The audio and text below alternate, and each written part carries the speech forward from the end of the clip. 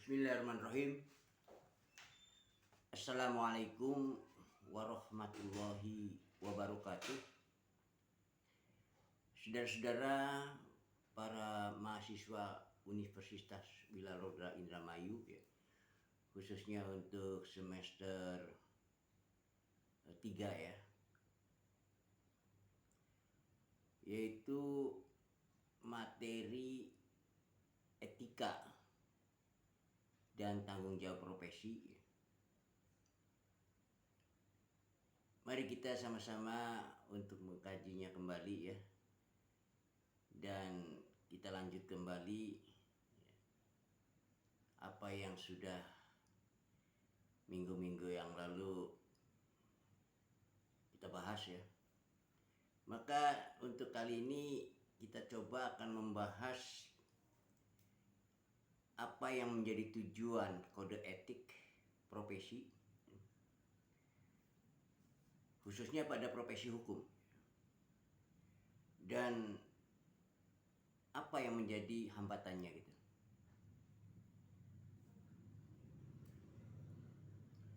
Kode etik profesi hukum merupakan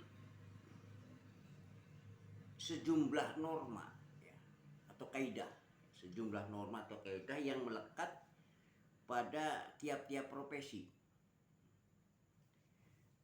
Dalam penerapannya tidak dipungkiri ternyata tidak sedikit hambatannya, kendalanya ya. Kode etik profesi hukum ini diklasifikasikan berdasarkan jenis-jenis profesinya. Seperti kita kenal profesi Polri ya, polisi. Kemudian juga kode etik profesi Polri tadi, ataupun kode etik hakim ya, kode etik jaksa, kode etik pengacara ya, juga termasuk notaris gitu ya.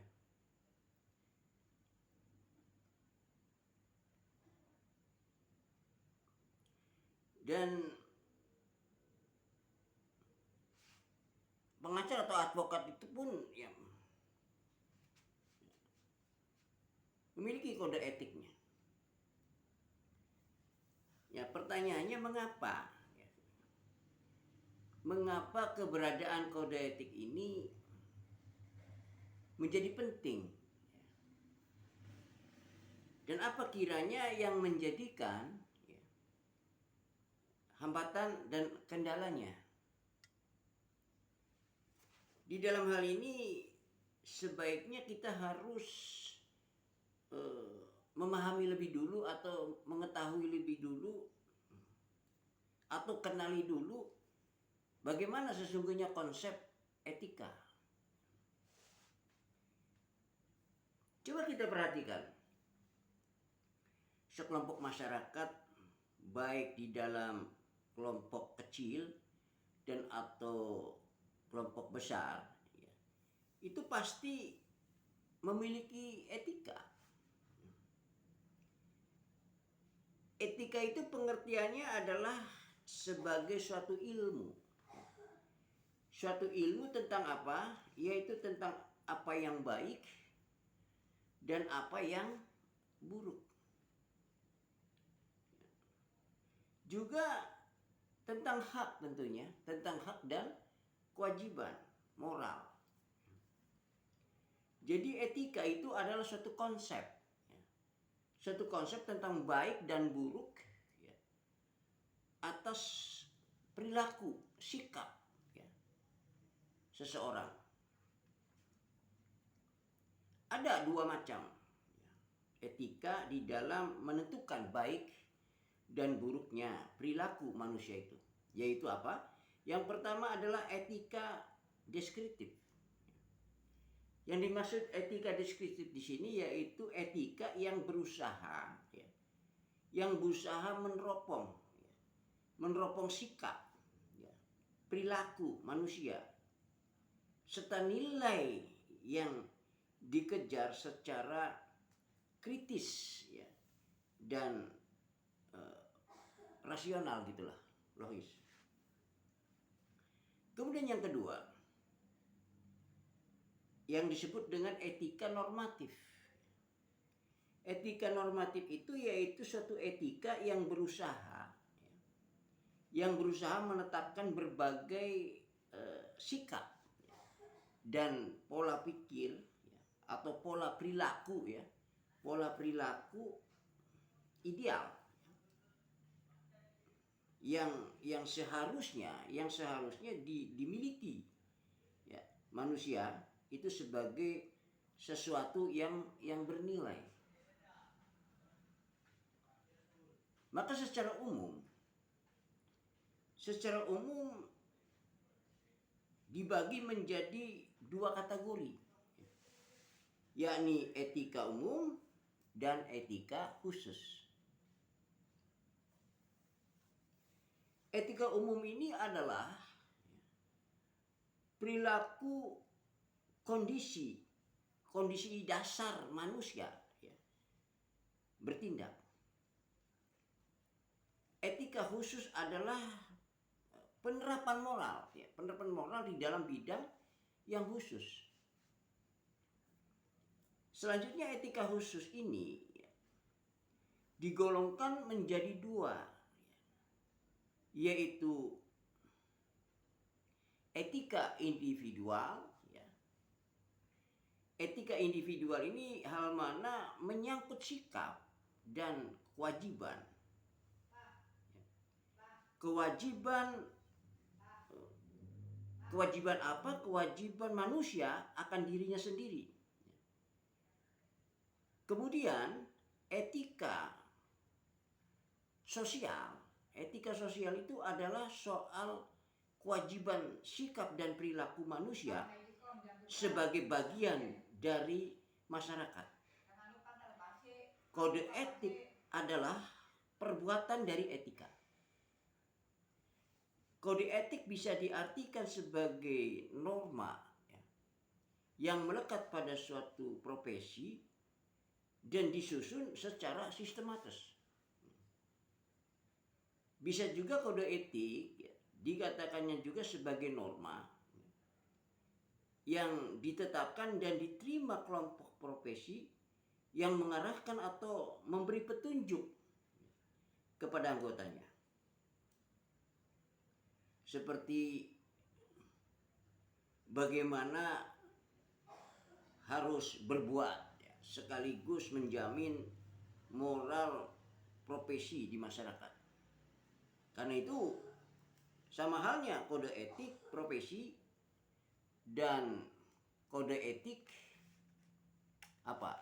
Kode etik profesi hukum.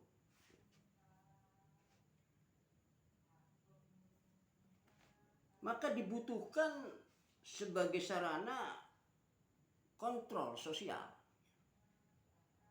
Untuk apa? Untuk mencegah campur tangan pihak lain dan untuk mencegah kesalahpahaman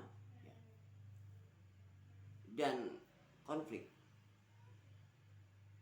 Namun selain fungsi utama tersebut, maka kode etik profesi hukum juga memiliki suatu fungsi lain, yaitu merupakan kriteria prinsip profesional anggota lama, anggota baru, ataupun calon-calon anggota, mencegah kemungkinan terjadinya konflik kepentingan tentunya antara anggota profesi dengan masyarakat. Dan sebagai kontrol sosial, apakah anggota profesi telah memenuhi kewajiban sendiri sesuai kode etik profesinya. Nah, kode etik profesi ini memiliki ya tujuan-tujuan tentunya, yaitu diantaranya misalnya yang pertama, tujuan yang pertama ini menjunjung tinggi menjunjung tinggi martabat profesi. Kedua, menjaga dan memelihara kesejahteraan para anggotanya. Ketiga, meningkatkan pengabdian pada para anggota profesi ini. Keempat, meningkatkan mutu tentunya, mutu profesi. Dan kelima, mengikatkan suatu organisasi. Enam, meningkatkan suatu pelayanan di atas kepentingan sendiri, kepentingan pribadi. Dan ketujuh, memiliki organisasi profesional yang kuat dan terjalin erat. Maka yang kedelapan adalah menentukan baku standar yang mengikat sendiri. Artinya menentukan suatu standarisasinya dirinya sendiri. Oke, barangkali materinya kesempatan ini cukup sampai di sini dulu ya. Kelak minggu depan kita bisa sambung lagi, kita bisa lanjut lagi ya, bagaimana kendala-kendalanya atau hambat-hambatnya yang terjadi pada kode etik dan profesional ini. Oke, terima kasih atas perhatiannya. Wassalamualaikum warahmatullahi wabarakatuh.